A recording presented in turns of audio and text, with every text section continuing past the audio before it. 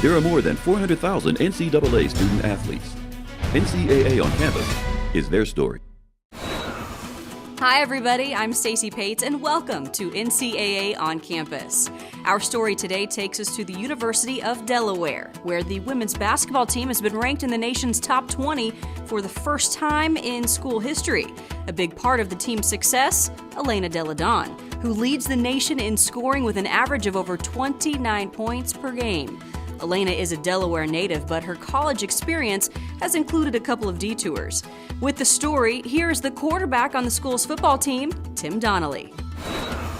Thanks, Stacey. We're here on the green, which is looking a little white today on this wintry morning at the University of Delaware, home of the Fightin' Blue Hens. Our school traces its beginnings all the way back to 1743.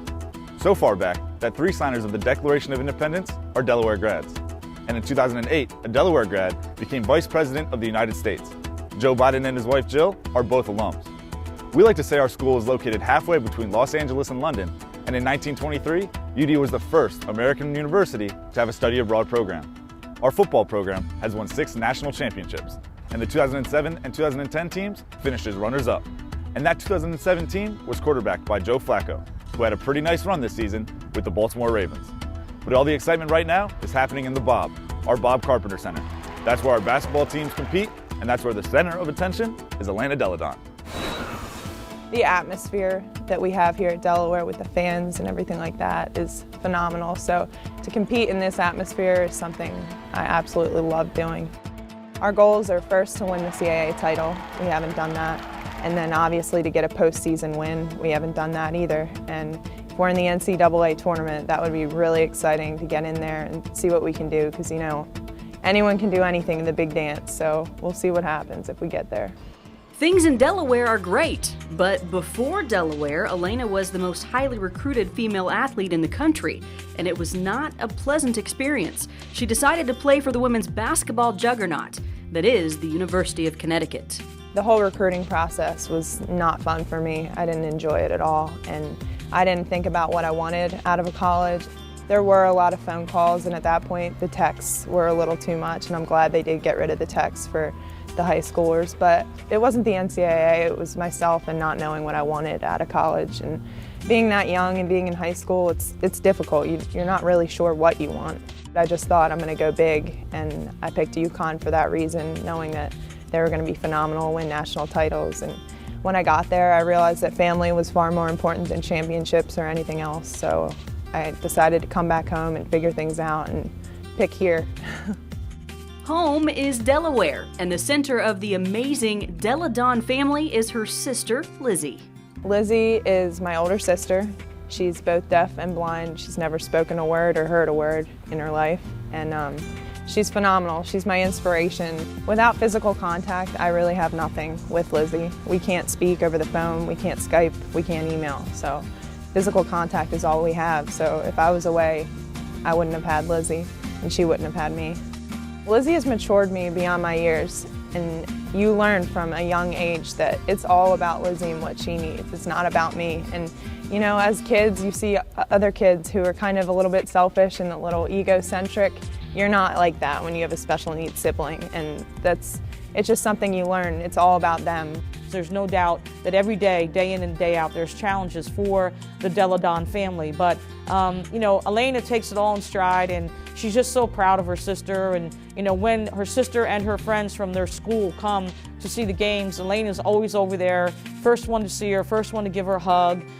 You know, it's just so unique and touching. I mean, it really is. I mean, the love that they have for one another and just the entire family. They are very close, and that's the reason why Elena came back to Delaware.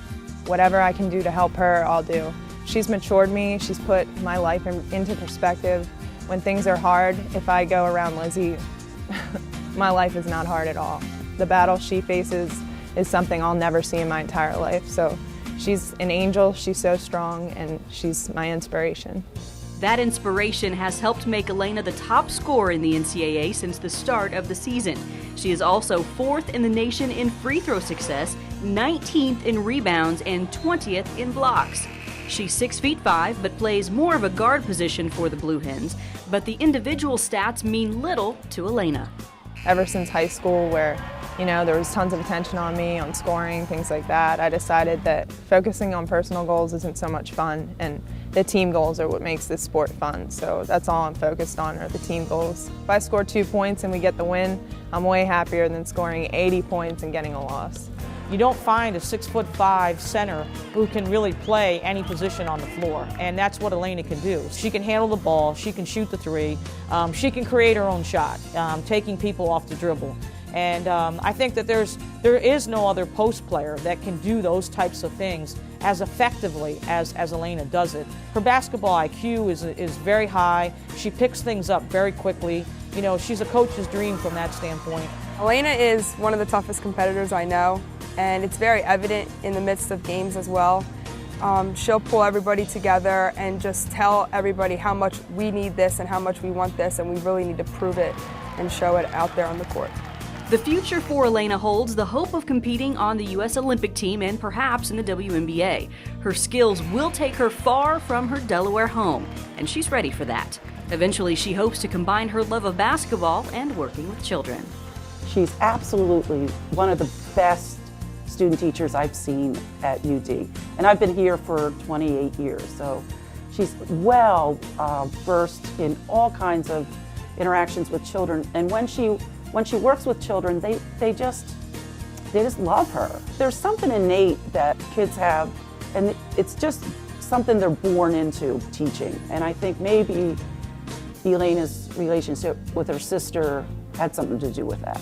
My passion is basketball, young children, and people with special needs. So if I can find something to combine all those three, we'll see where that takes me. Being away at college has helped a ton. I don't live at home, I live on campus. I am away from my family. I've learned how to spread my wings without them. I mean, obviously they're close, but I have learned to separate myself. And I know that going on to the next level, the WNBA, whatever I want to do, I'm going to have to separate a little bit from them. But home is always Delaware, and I'm always going to find my way back here. Thanks, Elena, and good luck to the Blue Hens this season. Before we end this episode, let's hear from the NCAA president, Mark Emmert. It's time for Ask Mark. Hi, Dr. Emmert. I'm Christina Taylor here from Shippensburg University, and I'm a senior on the Shippensburg field hockey team.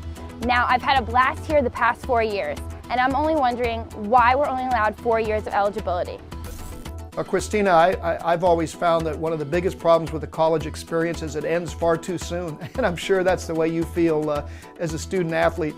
But the eligibility for scholarships and for participation in the NCAA has really been established to try and promote student athletes graduating and moving on to the next phase of their life. I'm sure you'd like it to continue a little bit longer, but we put those rules in place to promote academic success and to encourage student athletes to pay attention to finishing up their schoolwork and their academic eligibility at the same time, and then moving out into the professional worlds or graduate school.